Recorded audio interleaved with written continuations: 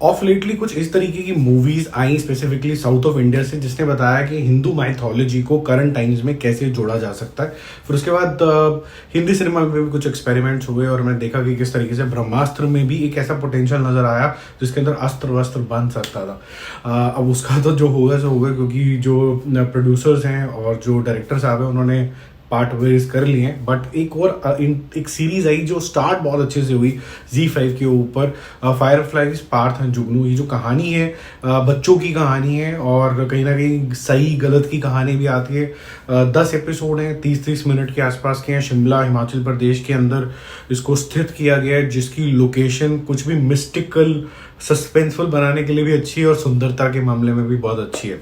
तो ये स्टार्ट बहुत अच्छे तरीके से हुई। इसका जो एनिमेशन का स्टाइल था स्पेसिफिकली स्टार्टिंग के अंदर, और linkage with our mythology specifically Sanjeevani बूटी, उसको लेके काफी इंटरेस्टिंग था। तो मैंने कहा यार ये तो बहुत बढ़िया मामला हो गया, और अगर बच्चे भी इसके अंदर घुस जाएंगे तो शायद इमोशनल क्वोशेंट भी बहुत ज्यादा अच्छा हो जाएगा। मैजिकल होगी, सुपर पावर्स होंगी, बहुत कुछ होगा। साथ में साथ संजीवनी की बात है तो गुड यूज भी होगा, बैड यूज भी होगा। गुड होगा तो फिर गुड लोग भी होंगे, बैड है तो फिर बैड लोग भी होंगे, दोनों के बीच में होगी टसल।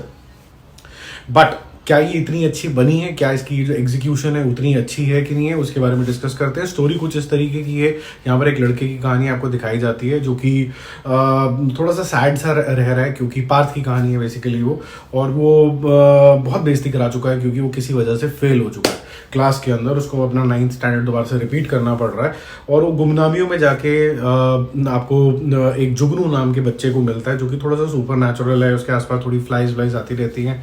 अब इन दोनों की दोस्ती हो जाती है, दोनों एक दूसरे को कॉम्प्लीमेंट करते हैं किसी वजह से। जो जुगनू है उसको क्या चाहिए इस सदमे से भरे हुए पार्थ से, और पार्थ के जो जीवन के अंदर इतनी बेइज्जती है स्कूल के अंदर, घर के अंदर, पेरेंट्स जो हैं बाकी बच्चों के वो भी उसको ताने मारते रहते हैं। तो वो क्यों क्या कैसे हेल्प करता है जुगनू इसकी, वो सब चीज़ें आपको यहाँ पर देखने को मिलती है। बट मेन मुद्दा यहाँ पर डीमंस को फाइट करने का है फॉरेस्ट के अंदर, और किस तरीके से ये सब कुछ होता है धीरे धीरे, वही सब देखने वाली बात होती है। यहाँ पर सब बच्चों की छोटी छोटी कहानियों पे भी एक्सटेंशन लिया गया है। जैसे जॉनसन नाम का एक कैरेक्टर है जो कि इसका दोस्त बन जाता है पार्थ का, तो उसका क्या होता है। और यहाँ पर आपको प्रियांशु चैटर्जी है फादर भी बने हुए दिखेंगे, उसके हॉस्पिटल में क्या कुछ हो रहा है ये सब कुछ भी देखने को मिलेगा। टीचर पेरेंट्स स्टूपिड तरीके से कैसे बिहेव कर रहे हैं, एक बच्चा जो कि शायद क्लास में पीछे रह गया, वो सब भी आपको दिखेगा। देखो अब ये कहानी जैसे मैं आपको बता रहा हूँ, आपको भी थोड़ा इंटरेस्ट आ रहा होगा, लेकिन इसकी एग्जीक्यूशन काफी ज्यादा पुअर है। जो कास्टिंग है वो बहुत ज्यादा खराब है। यहाँ पर कोई भी बंदा अपने इमोशंस नहीं लेके आ पाया, जिसकी वजह से अगर एक वर्ड में इसको डिस्क्राइब करना हो सीरीज को तो it's an emotional less kind of a series wherein you've got great concept but it is not executed well, it is not represented well.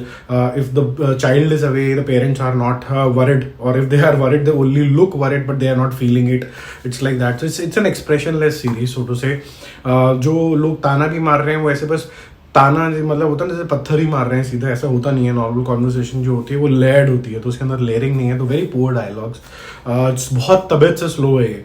आप पहला एपिसोड जब आप देखोगे तो आपको ऐसा लगेगा कि ये सारी बात ये सिर्फ 10 मिनट में बोल सकते थे, जिसको बोलने के लिए इनको 30 मिनट लग गए, 35 मिनट ही लग गए बल्कि। तो ये थोड़ा सा एक डिफिकल्ट वॉच है कि आप उसको 10 एपिसोड तक खींचो, आपको मजा नहीं आएगा। ऊपर से एनिमेशन जो है वो आज के स्टैंडर्ड के हिसाब से इतने पुअर है कि आपने 90s के ज़माने में देखे होंगे या अर्ली 2000 में देखे होंगे, आज के ज़माने से बिल्कुल फिट नहीं बैठते। और फिर स्टोरी काफ़ी ज़्यादा प्रेडिक्टेबल हो जाती है, किस तरीके से वन मैन अपशिप हो जाती है, कैसे स्कूल में रिजॉल्व करते हैं, कैसे बच्चों की जो बुलिंग हो जाती है कई बार उसको कैसे रिजॉल्व करते हैं, तो ये सब चीज़ें चलती रहती हैं। तो ये एक जो बच्चों का सेगमेंट है जो मैक्सिमम मेरे ख्याल से 12 साल तक के बच्चे होंगे उनको तो शायद ये सूट करेगा। उसके बाद बड़ों के लिए इसके अंदर एक्चुअली में कुछ भी नहीं है सिवाय इसके एक लेसन के कि अगर बच्चा कहीं कमज़ोर रह जाता है तो उसको उसका साथ दो, उसको ताने ना मारो। बट यहाँ पर स्टोरी के अंदर भी एक बहुत बड़ा फ्लॉ है कि अगर ये बच्चा पीछे रह गया है, फ्लॉप हो गया है ज़िंदगी के अंदर, और एक पूरा का पूरा इसको जो सेशन है दोबारा से रिपीट करना पड़ गया है, एक पूरा क्लास उसको दोबारा रिपीट करना पड़ गया, तो ऐसा हुआ क्या था कि जो इसको बिल्कुल भी पास नहीं हो पाया, क्योंकि इसकी जो हिस्ट्री दिखाई गई है वो बिल्कुल डफर वाली नहीं दिखाई गई है। he's into a lot of gadgets, music and all of that, but उसके अलावा ऐसा क्या हो गया कि भाई ये फेल ही हो गया, वो एक्सप्लेन ही नहीं किया गया। बाकी कहानी के अंदर दम बहुत है और बहुत ही पुअर एग्जीक्यूशन है। आपको ऐसा लगता है कि यार एक्टर्स भी और बेटर ले लेते तो अच्छा था। इसका सिर्फ एक ही ब्राइट स्पॉट मैं बोलूँगा, कहानी एक तो सॉरी, और दूसरा प्रियांशु चैटर्जी। और ऐसे एक्टर्स जो कि ठीक ठाक काम करते थे लेकिन फिल्मों में नहीं सक्सेसफुल हो पाए और यहाँ पर दोबारा दिखते हैं।